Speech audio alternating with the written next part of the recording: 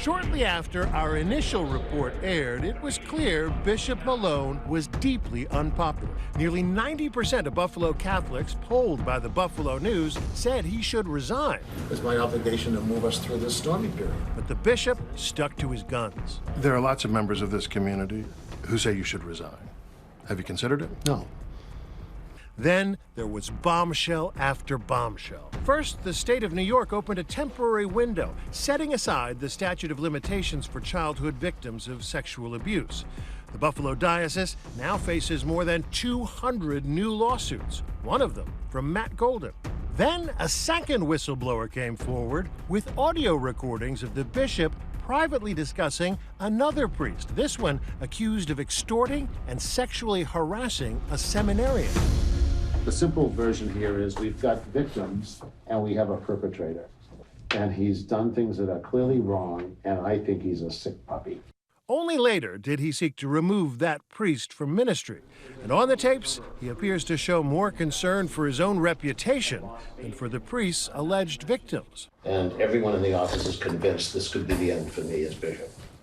It could force me to resign. The day after those tapes became public, Malone held a press conference. They say the Pope frequently picks up the phone and calls people around the world, but I have not been the recipient of one of those calls. Again, he refused to step down, suggesting that the lack of action from Rome constituted an implicit endorsement of his leadership. They're not unaware of all the news around here, but so far, apparently, I like to think they are trusting in my goodwill and my intention and my capacity, working with other people to lead us forward.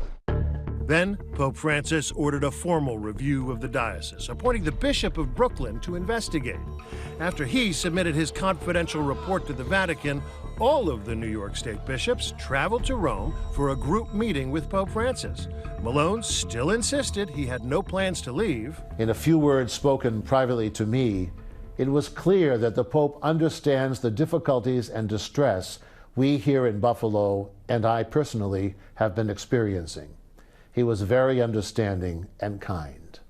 That abruptly changed today with the news that Malone had resigned, effective immediately. I'm not here as a knight in shining armor. I'm not here, as the fix-it man.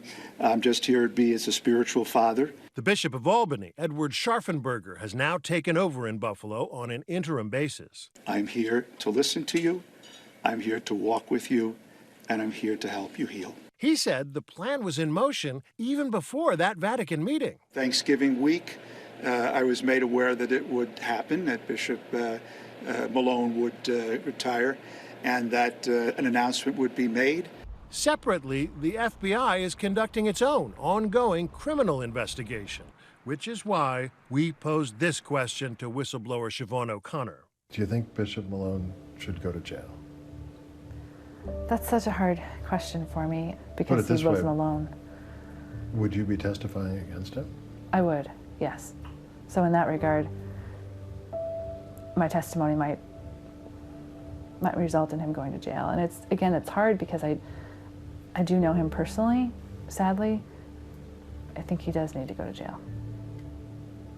But I would visit him. We played that exchange for Bishop Malone. Sadly, I think he does need to go to jail. Wow. But I would visit him.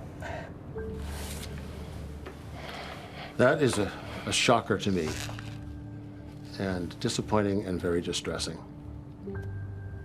That's all I can say. Do you understand the depth of her anger and disappointment? Not entirely. Not entirely. To say she thinks I should go to jail, I'm almost speechless to hear that. There are still plenty of unanswered questions. For now, even though Malone is out, Father Ryder is still an active pastor in Buffalo. Scars are going to remain. Memories are there. And anybody that's been a victim of abuse, that triggering moment can always happen and never goes away.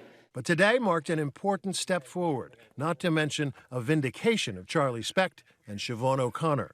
People will learn from our diocese story that it's always worth it to preserve the truth and to fight for the truth. When we work together to expose these documents and these recordings, it was shown that the public really does still care about the truth. And it was a message that I think is really heartening for us. Without her courage and his persistence, Bishop Malone might still be in charge in Buffalo. I'm David Wright for Nightline in New York.